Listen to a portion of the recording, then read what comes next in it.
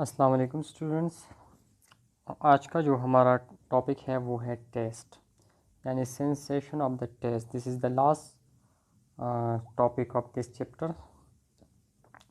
इसमें हम ये डिस्कस करेंगे कि किस तरह एक ऑब्जेक्ट जब हम मुंह में रखते हैं तो वो बॉडी की यानी माउथ की कौन से हिस्से में उसके रिसेप्टर होते हैं जो उसको रिकॉग्नाइज करते हैं, और फिर किस तरीके से वो ब्रेन तक पहुंचते हैं जहां पर इसकी इंटरप्रिटेशन होते हैं।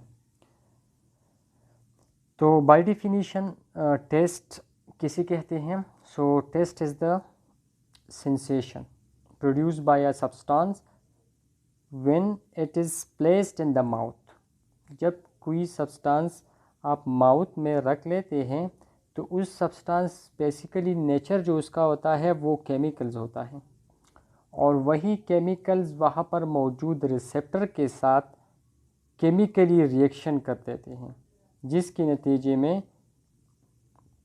वहाँ पर एक्शन पोटेंशियल बनती है।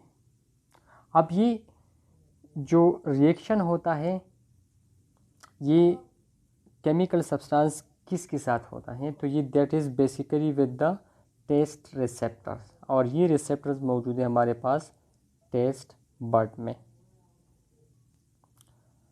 अब टेस्ट बड कहाँ पर होते हैं? In the oral cavity, specially on the tongue. Tongue के अलावा कुछ और भी इस तरह की ओरल कैविटी में स्ट्रक्चर मौजूद है जहाँ पर टेस्ट बड्स पाई जाती है, लेकिन मोस्ट कॉमनली जो टेस्ट बड्स होते हैं वो टंग के ऊपर होते हैं।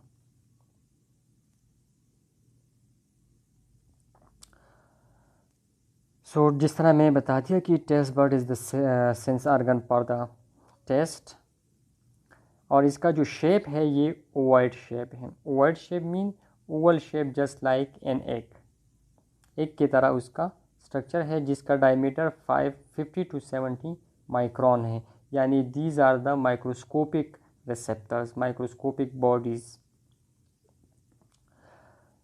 एडल्ट में तकरीबन 10,000 की करीब टेस्ट बड्स होते हैं, और इसका रिलेशन भी एज के साथ इनवर्स है। एज अगर इंक्रीज़ होता जाता है तो टेस्ट सेंसिटिविटी कम हो जाएंगी, यानी बच्चों में टेस्ट की सेंसेशन ज़्यादा होती है कंपैरेटिवली एडल्ट, और फिर जो है ओल्ड एज। उनकी ओल्ड एज में हमारे पास जो टेस्ट बड है उसकी डीजेनरेशन होती है। टेस्ट बड बेसिकली रिसेप्टर्स है, और रिसेप्टर हमारे पास क्या होते हैं? न्यूरॉन होते हैं।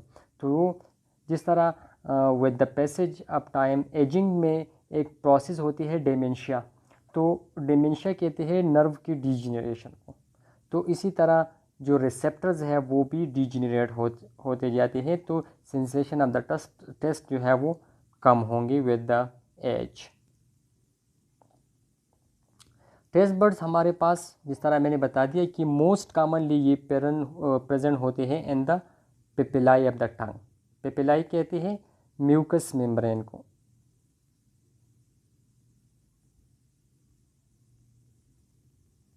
म्यूकस मेम्ब्रेन को कहते हैं पेपिलाई। सो द टंग की जो म्यूकस मेम्ब्रेन है डॉर्सल पोर्शन, डॉर्सल एरिया में भी और वेंट्रल एरिया में भी, यानी जितनी भी उसका जो portion of the mucous membrane है उसको कहते हैं पेपिलाई।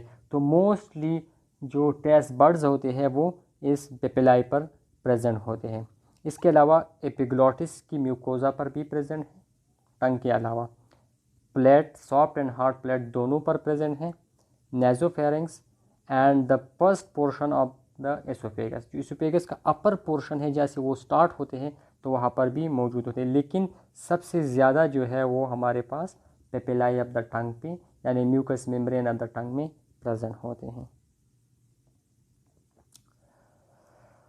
अच्छा, पेपिला किससे, जैसा मैं बता दिया, mucosa covering the upper surface of the tongue.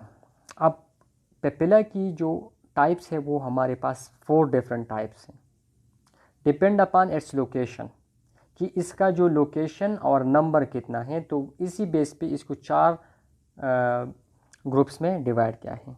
The first one is the filiform papillae. Filiform papillae जो है ये डॉर्सम ऑफ द टंग पर प्रेजेंट होता है। जो dorsal portion of the tongue होते हैं उसी के ऊपर ये प्रेजेंट होता है। And these are few in number, कम है। दूसरा जो है वो फंजीफॉर्म पेपिलाई है, जो कि वेंट्रल पोर्शन के ऊपर प्रेजेंट होता है। और वेंट्रल में कहाँ पर, एंटीरियर, जो जहाँ से लिप्स की जो बिहाइंड वाली पोर्शन जो आती है टंग की, तो वहाँ पर ये प्रेजेंट होता है नियर द टिप। और ये इसका नंबर भी कम है, अप टू द 10। तो ये दोनों फिलीफॉर्म और फंजी फॉर्म, ये दोनों जो है ये हमारे पास अमाउंट में कम होते हैं। अब तीसरा जो है वो सरकमवेलेट पेपिलाई हैं। सरकमवेलेट जो है, दीज आर द लार्ज पेपिलाई, इसका साइज़ भी ज़्यादा होता है और नंबर भी ज़्यादा होता है। नंबर तकरीबन इसकी 100 के करीब होते हैं। और कहाँ पर प्रेजेंट होते हैं, and the posterior portion of the टंग। जो वेंट्रल सरफेस है टंग की वहाँ पर मौजूद है, लेकिन पोस्टीरियरली यानी ओरोफेरिंक्स की तरफ जो पोर्शन होते हैं वहाँ पर ये प्रेजेंट है। और इसकी जो अरेंजमेंट है वो वी शेप में होते हैं, इस तरह। इसकी जो बर्ड्स के अरेंजमेंट है वो इसी तरह प्रेजेंट होती है, पेपिलाई की अरेंजमेंट। और फोर्थ वन जो है फोलिएट पेपिलाई है। Foliate papillae side of the tongue पे प्रेजेंट होते हैं, ठीक है। और ये भी नंबर में कम है, 4 to 5। तो यहाँ पर आप लोग याद रखें कि सबसे ज़्यादा जो पेपिलाई मौजूद है टंग की म्यूकोजा के ऊपर, वो हमारे पास सरकमवेलेट पेपिलाई है। बाकी सब जो है वो माइन्यूट अमाउंट में पाए जाते हैं, यानी और सबसे ज़्यादा जो है वो सरकमवेलेट प्रेजेंट है, जो कि हमारे साथ पोस्टीरियर ऑफ द टंग। तो इससे ये बात भी जाहिर होती है कि सेंसेशन ऑफ द टेस्ट जो है वो posterior portion of the tongue पे ज़्यादा होते हैं as compare to the interior, lateral and जो उसका डॉर्सल पोर्शन है। ये याद रख लें, यहाँ पर आप लोग देख सकते हैं। जो फर्स्ट फॉर्म है फिलीफॉर्म, ये पोस्टीरियरली, यहाँ पर जो डायग्राम है वो 3D नहीं है, तो ये एक्चुअली प्रेजेंट होते हैं पोस्टीरियर डॉर्सम पोर्शन पे। और ये जो सरफेस आप लोगों को नज़र आते हैं, दिस आर द वेंट्रल ये सरफेस। तो इस पर हमारे पास फंजीफॉर्म है, ठीक है। ये जो छोटे छोटे नज़र आते हैं ब्लैक कलर में, दीज आर द फंजीफॉर्म, जो कि इंटीरियरली प्रेजेंट होते हैं। और सरकमवेलेट को आप लोग देख लें, यहाँ पर ये वी शेप बनाया है उन्होंने, ठीक है। वी शेप स्ट्रक्चर इन्होंने बनाया है। और फोलिएट जो है ये जो लेटरल साइड पे ये नज़र आते हैं, दीज आर द फोलिएट। अच्छा, इसके स्ट्रक्चर, तो these are the taste receptor cell again, और इसको सपोर्ट किया है सस्टेंटिकुलर सेल ने, जो उसको न्यूट्रिशनल सपोर्ट भी देंगी, उसको स्ट्रक्चर सपोर्ट भी देंगी और उसको फिज़िकल सपोर्ट भी देंगे। हर किस्म की सपोर्ट वो प्रोवाइड करेंगे। हर टेस्ट बर्ड्स में हमारे पास 40 सेल्स होते हैं, और ये सेल बेसिकली कौन से होते हैं, एपिथेलियल सेल। तो यहाँ पर ये भी याद रखिए कि टेस्ट बर्ड में जो हमारे पास सेल्स होते हैं वो एपिथेलियल होते हैं, एंड 40 एंड नंबर, ये एक टेस्ट बर्ड में प्रेजेंट होता है। ये 40 टेस्ट बर्ड की जो सेल है इसको 4 ग्रुप्स में डिवाइड किया है। टाइप 1 सेल या सस्टेंटिकुलर सेल, जो कि बेसिकली सपोर्टिंग सेल है। Type 2, type 3 and type 4 cell are basal cell. इसमें जो इम्पॉर्टेंट वन है वो टाइप 3 है।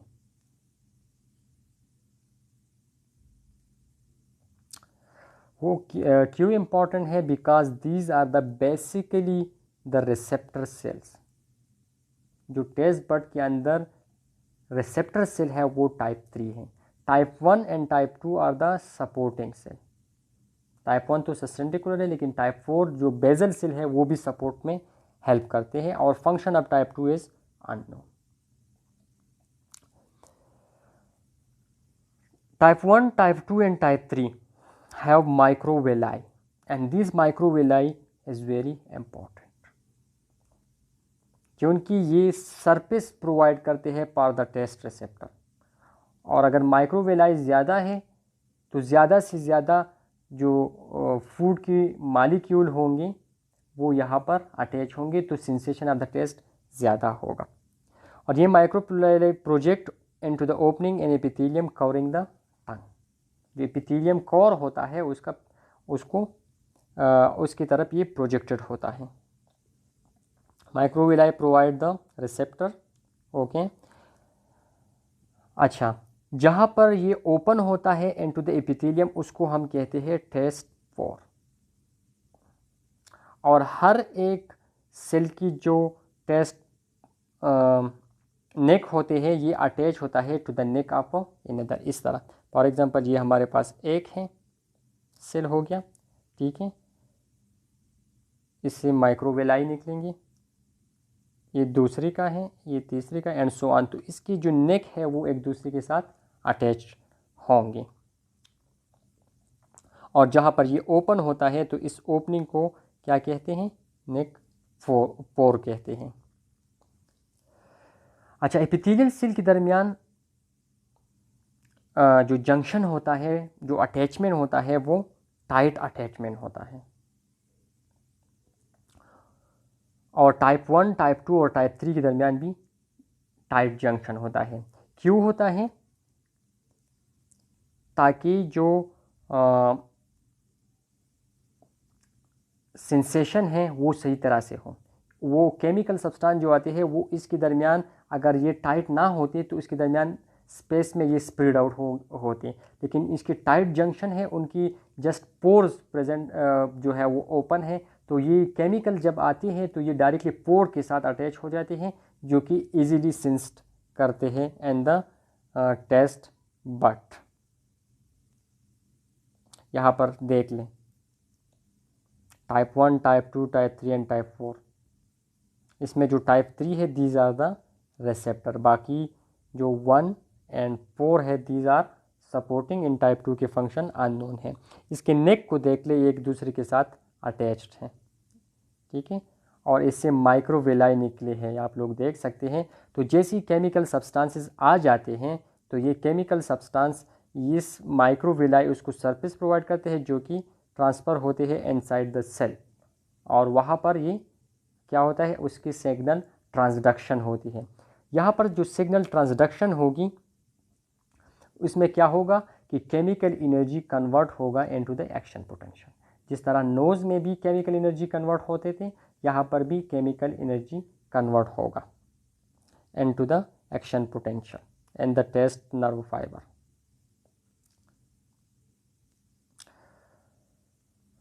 तो ऑब्वियसली यहाँ पर केमिकल एनर्जी कन्वर्ट होते हैं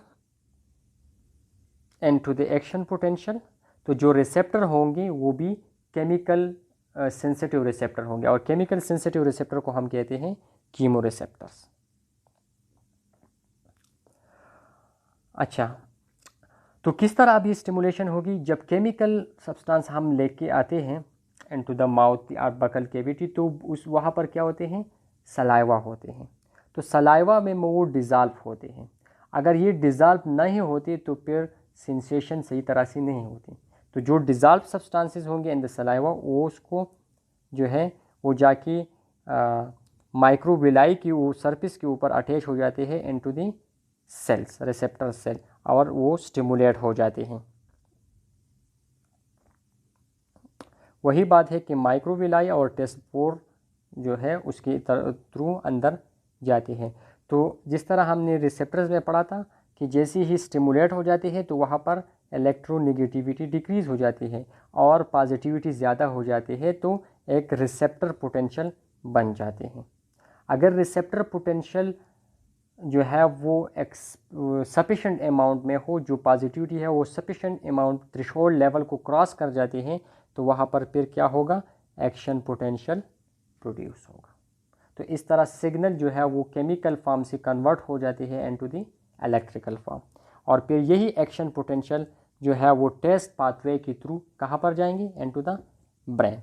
तो टेस्ट पाथवे में हमारे पास सबसे पहले आते हैं रिसेप्टर, जहाँ पर सिग्नल ट्रांसडक्शन होती है। तो रिसेप्टर सेल हमारे पास कौन से थे? टाइप 3 थे। अब हर एक जो टेस्ट बर्ड होते हैं, for example this taste bud, तो एक टेस्ट बर्ड जो है उसमें 50 न्यूरॉन उसको सप्लाई, नर्व फाइबर जो है उसको सप्लाई करते हैं। लेकिन यहाँ पर एक नर्व फाइबर जो है उसकी मुख्तलिफ ब्रांचेस होती हैं। फॉर एग्जांपल ये एक नर्व आ गए हैं, तो एक नर्व जो है वो 5 टेस्ट बर्ड को सप्लाई करते हैं, उसकी 5 ब्रांचेस निकलेंगी, ठीक है, 1 2 3 4 एंड 5।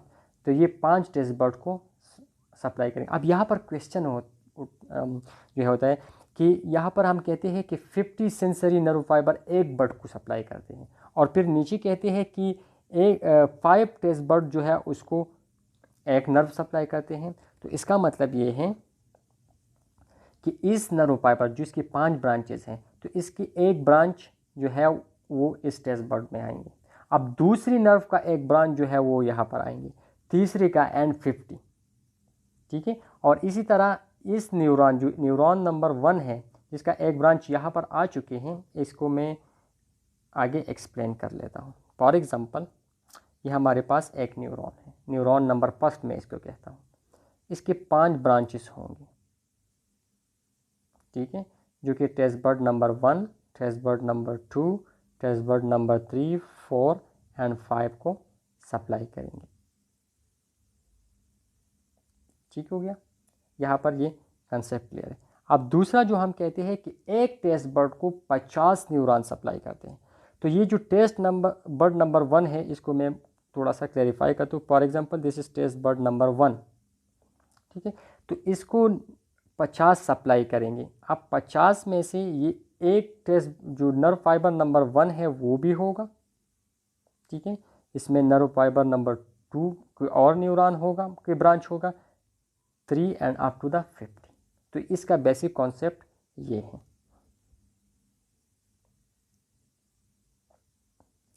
अब यहाँ से टेस्ट रिसेप्टर से मैसेज जाएंगे थ्रू दी, जब एक्शन पोटेंशियल में वो कन्वर्ट हो जाते हैं टेस्ट रिसेप्टर पे, तो वो फिर फर्स्ट ऑर्डर न्यूरॉन के थ्रू जाएंगे। और फर्स्ट ऑर्डर न्यूरॉन यहाँ पर 3 क्रेनियल नर्व्स हैं, जिसका न्यूक्लियाई, जिसका जो सेंटर है जहाँ से वो इराज होते हैं, वो मेडुला ओब्लांगेटा में मौजूद है। यहाँ पर आप लोगों के लिए एक असाइनमेंट में देता हूँ। ये असाइनमेंट है आप लोगों की कि ये जो 3 क्रेनियल नर्व्स हैं, ठीक है, जो कि फर्स्ट ऑर्डर न्यूरॉन बनाते हैं टेस्ट पाथवे की, ये कौन कौन सी क्रेनियल नर्व्स हैं, ठीक है, उसका जस्ट नेम्स जो है वो आप लोग फाइंड आउट कर लें, ठीक है, और फिर मुझे सबमिट कर लें। इसकी बेस पे आप लोगों की अटेंडेंस लगेगी। अच्छा, तो ये जो न्यूरॉन हैं क्रेनियल नर्व्स, ये क्रेनियल नर्व्स की जो ऑब्वियसली फॉर एग्जांपल ये हमारे पास न्यूरॉन है, तो इसके डेंड्राइट भी होगी और एक्सॉन भी होगा, ठीक है। तो ये इसका डेंड्राइट कहाँ पर होते हैं? टेस्ट बर्ड में होते हैं, इसको मैं बी से रिप्रेजेंट करता हूँ। और टेस्ट बर्ड में जो एक्शन पोटेंशियल बना है वो इसी डेंड्राइट के थ्रू आएंगे into the nerve cell body, ठीक है। और नर्व सेल बॉडी से फिर एक्सॉन के थ्रू ये कहाँ पर जाएंगी? Into the point from where it is arise, जिसको हम कहते हैं क्रेनियल नर्व न्यूक्लियाई, ठीक है, वहाँ पर जाएंगे। क्रेनियल नर्व न्यूक्लियाई कहाँ पर होंगी? इन द मेडुला ओब्लांगेटा, ठीक है। और यहाँ से क्रेनियल नर्व से में जो न्यूक्लियाई है उसमें या ये इसकी टर्मिनेशन कहाँ पे होगी? न्यूक्लियस ऑफ ट्रैक्टस सॉलिटेरिस, यहाँ पर मैं ड्रा कर लेता हूँ। Suppose this is the taste receptors, ये हमारे पास क्या है? रिसेप्टर है। इसमें केमिकल एनर्जी जो है वो कन्वर्ट हो चुकी है इनटू द एक्शन पोटेंशियल। तो यहाँ पर फर्स्ट ऑर्डर न्यूरॉन इस्टेब्लिश करेंगे। वही फर्स्ट ऑर्डर न्यूरॉन में क्या होगा? डेंड्राइट भी होगा, उसमें सेल बॉडी होगा और फिर उसमें एक्सॉन भी होगा। तो यहाँ पर जो एक्शन पोटेंशियल है वो डेंड्राइट लेके जाएंगी cell body and cell body से टू द एक्सॉन। और एक्सान जो है वो उसको फॉरवर्ड करेंगी इनटू द मेडुला ओब्लांगेटा। अब मेडुला ओब्लांगेटा में जो न्यूक्लियाई है वहाँ पर ये जाएंगे और टर्मिनेशन कहाँ पर होगी, न्यूक्लियाई ऑफ ट्रैक्टस सॉलिटेरस, वहाँ पर ये फर्स्ट ऑर्डर न्यूरॉन जो है ख़त्म हो जाते हैं। अब ट्रैक्टस सॉलिटेरस में जो न्यूरॉन मौजूद होंगे उसको हम सेकंड ऑर्डर न्यूरॉन कहेंगे, जो कि उनके फर्स्ट ऑर्डर न्यूरॉन यहाँ पर न्यूक्लियस ऑफ द ट्रैक्टस सॉलिटेरस पे ख़त्म हो जाते हैं। तो जो न्यू न्यूरॉन वहाँ पर मौजूद होंगे उसको हम क्या कहेंगे, सेकंड ऑर्डर न्यूरॉन कहेंगे। ठीक हो गया। अब सेकंड ऑर्डर न्यूरॉन की जो एक्सॉन होंगे वो ट्रैक्टस सॉलिटेरस से निकलकर लेटरल मीडियल लेमिनिस्कस से पास आउट हो जाते हैं और थैलेमस तक पहुंच जाते हैं। थैलेमस में वो पोस्टीरो वेंट्रल न्यूक्लियस पे चले जाते हैं।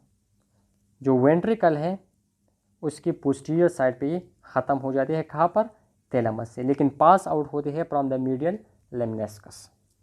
अब थैलेमस में posterior ventral nucleus of the thalamus में जो न्यूरॉन प्रेजेंट होंगे उसको हम थर्ड ऑर्डर न्यूरॉन कहेंगे, क्योंकि सेकंड ऑर्डर न्यूरॉन एराइज हो चुके थे from the nucleus of the tractus solitarius और कहाँ पर टर्मिनेट हुआ, posteroventral nucleus of thalamus में, यहाँ पर ये ख़त्म हो गया।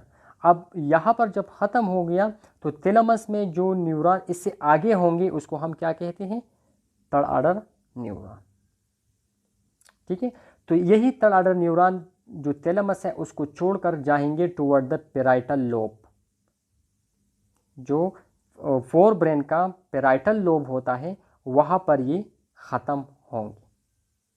ठीक है, वहाँ पर क्यों ख़त्म होते हैं, क्योंकि सेरेब्रल कॉर्टेक्स या पेराइटल लोब में जो सेरेब्रल कॉर्टेक्स का जो पेराइटल लोब है वहाँ पर टेस्ट सेंटर मौजूद होते हैं और इस टेस्ट सेंटर को हम कहाँ पर होते हैं, इन द अपर्कुलर इंसुलर कॉर्टेक्स, यानी जो पोस्ट सेंटर से जो पीछे की तरफ पोस्टीरियरली जो गायरस होते हैं, जो ग्रे मैटर होते हैं, वहाँ पर ये मौजूद होते हैं टेस्ट सेंटर। तो मैसेज रिसेप्टर से आया फर्स्ट ऑर्डर न्यूरॉन के थ्रू, यहाँ पर मैं रिसेप्टर पर क्या हो गया, मैसेज बन गया, chemical energy into the action potential. ये फर्स्ट ऑर्डर न्यूरॉन इसको लेके गया into the nucleus of the tractus solitarius. यहाँ से फिर सेकंड ऑर्डर न्यूरॉन ने इसको लेके गया into the posterior ventral nucleus of thalamus, posterior ventral nucleus of thalamus, ये कौन, सेकंड ऑर्डर न्यूरॉन। और फिर यहाँ से जो है थर्ड ऑर्डर न्यूरॉन ने इसको जो है लेके गया into the parietal lobe of the cerebral cortex, क्योंकि यहाँ पर क्या है, उसका सेंटर मौजूद है। तो दीज आर द पाथवे। अब सेंटर पे क्या होगा, इंटरप्रिटेशन ऑफ द टेस्ट होंगी। अब टेस्ट की सेंसेशन जो है वो 4 डिफरेंट टाइप में डिवाइड किया गया है। स्वीट में हमारे पास मेनली सैकराइड्स होते हैं and it is detected by tip of the टंग, उसको डिटेक्ट करते हैं। सॉल्ट में मेनली जो हमारे पास पॉजिटिव आयन इलेक्ट्रोलाइट्स होते हैं, लाइक सोडियम हो गया, पॉजिटिव आयन है, कैल्शियम, पोटाशियम, ये पॉजिटिव आयन इलेक्ट्रोलाइट है, केटाइन है, तो उसको डिटेक्ट करते हैं इंटीरियर ऑफ द टंग। सोर जो टेस्ट होते हैं, थ्रुश जो कड़वा सोर होते हैं, लाइक साल्ट, एसिड, वो एसिड डिटेक्ट करते हैं पोस्टीरियर पोर्शन, जो बैक पोर्शन होते हैं। और बेटर टेस्ट जो है उसको उस मेनली इलेक्ट्रोलाइट्स और organic substances like including nitrogen, like हम कहते हैं एमोनिया या इस तरह की कोई सब्सटेंस, वो उसको जो है डिटेक्ट करते हैं पोस्टीरियर पोर्शन। लेकिन इसके अलावा 100 डिफरेंट टेस्ट को ये टेस्ट करने की कैपेबिलिटी उसमें मौजूद है, लेकिन बेसिक जो हमारे पास टेस्ट है वो ये 4 हैं। इसके अलावा जितने भी टेस्ट होते हैं वो इसकी कम्बिनेशन से बनते हैं, तो ये फिर बहुत ज़्यादा हो जाते हैं, ठीक है। लेकिन बेसिकली हमारे पास जो फंडामेंटल टेस्ट है वो 4 है। अब इसके लिए जो रिसेप्टर है वहाँ पर मुख्तलिफ जो रिसेप्टर के टाइप है वो यूज़ होती है। स्वीट के लिए हमारे पास यूज़ होते हैं जी प्रोटीन कपल रिसेप्टर, ये आप लोग पढ़ चुकी है, जिसको हम सेकंड मैसेंजर सिस्टम कहते हैं। और इसके लिए जो ट्रांसमीटर इसमें यूज़ होगा वो साइक्लिक एमपी होगा, एडिनोसिन मोनोफॉस्फेट। साल्ट के लिए हमारे पास होगी एपिथेलियल सोडियम चैनल, और इसमें ट्रांसमीटर क्या होगा, ग्लूटामेट। सोर के लिए भी एपिथेलियम सोडियम चैनल होगा, और लेकिन उसमें न्यूरोट्रांसमीटर प्रोटॉन होगा। याद रखें कि साल्ट और सोर तकरीबन सेम ही होता है, तो इसमें सिर्फ डिफरेंट, इसका जो रिसेप्टर है वो सेम है लेकिन उसका जो ट्रांसमीटर है वो डिफरेंट है। बेटर के लिए भी जी प्रोटीन कपल रिसेप्टर होगा, लेकिन यहाँ पर फास्फोलाइपेज जी प्रोटीन जो है वो यूज़ होंगे। तो स्वीट और बेटर में ये डिफरेंट है। और ओमेमी ये पता नहीं किस तरह के टेस्ट हैं, लेकिन इसके लिए जो यूज़ होता है वो मेटाबोट्रोपिक ग्लूटामेट रिसेप्टर। तो ऑब्वियसली इसमें जो न्यूरोट्रांसमीटर होंगे वो भी ग्लूटामेट होगा, लेकिन इसका जो रिसेप्टर है वो डिफरेंट है। कुछ टर्मिनोलॉजीज है रिलेटेड टू द टेस्ट। इसमें एक है एडाप्टेशन। एडाप्टेशन जिस तरह नाम से ज़ाहिर है कि जब कंटिन्यूस एक टेस्ट को हम लेते हैं तो हमारे जो टेस्ट की सेंसेशन है उसमें कमी आ जाती है, यानी हम उसको सही तरह से फिर टेस्ट नहीं करते, तो इसको कहते हैं एडाप्टेशन। सकरीन जो है वो 5 to, जिसको हम सिंपली शकरीन कहते हैं, तो this is 5 to 6 time more sweeter than the sucrose, ठीक है। जैसे हम इसको लेते हैं, ये कोई अजीब किस्म की होती है कि पहले जब हम इसको लेते हैं तो ये स्वीट होता है, लेकिन बाद में इट बिकम बेटर, ठीक है। और ये बहुत ख़तरनाक भी है because it cause cancer, cancer को कॉज करते हैं। कंट्रास्ट एक लफ्ज़ यूज़ होता है, तो इसका मतलब ये है कि जब कोई एक चीज़ जिसका एक स्पेसिफिक टेस्ट होता है वो हम टंग के ऊपर रख लेते हैं, तो वहाँ पर उसकी जो सेंसिटिविटी है वो कम हो जाती है, और नेक्स्ट जो सब्सटेंस हम रखते हैं तो उसके लिए वो सेंसिटिविटी ज़्यादा होती है। या अगर हम 2 सब्सटेंसेस को एक जगह एक साथ ही रख लें या एक के बाद दीगर रखें, लेकिन जो पहले आती है तो उसके लिए सेंसिटिविटी कम होगा और दूसरे के लिए सेंसिटिविटी ज़्यादा होगा, तो इसको कहते हैं कंट्रास्ट। ये कुछ एबनॉर्मेलिटी हैं। एगूसिया, तो एगूसिया कहते हैं loss of the taste sensation. अगर न्यूरॉन, इसकी जो पाथवे में जो न्यूरॉन यूज़ होते हैं, अगर उसकी में कोई प्रॉब्लम है तो फिर कंप्लीट लॉस होगा, या अगर बाज़ औक़ात हम ड्रग्स लेते हैं या कोई मामूली सी बीमारी होती है तो उसी फीवर में भी होता है, तो उसमें फिर ये पार्शल होता है। जब वो ड्रग्स हम ख़त्म कर लेते हैं या जो बीमारी ख़त्म हो जाती है तो ये वापस नॉर्मल पे आते हैं, लेकिन कंप्लीट तब होगा जब नर्व जो है डैमेज होंगे। हाइपोगूसिया डिक्रीज जब आ जाते हैं। And taste blindness, taste blindness कहते हैं कि जब हम टेस्ट में डिफ्रेंशिएशन नहीं करते तो इसको हम कहेंगे taste blindness, and this is the genetic disorder. हर चीज़ जो है वो हमें सेम टेस्ट के लगेंगे, तो this is called taste blindness. So ये एक हदीस है, इस पर अमल करें और लेक्चर को देख लें, और इसमें जो असाइनमेंट है उसको कर लें। ये मैं दोबारा भी गूगल क्लासरूम में अपलोड रिटर्न फॉर्म में दे दूंगा, लेकिन फिर भी आप लोग इसको कर लें और टाइम से पहले मुझे सबमिट कर लें, ताकि पूरी हफ्ते का जो अटेंडेंस है वो मैं आप लोगों के लिए लगा सकूं। इसके अलावा कोई भी किसी का कोई क्वेश्चन हो तो आप मुझसे पूछ सकते हैं किसी भी वक्त भी और किसी की के ज़रिए भी। Thank you very much.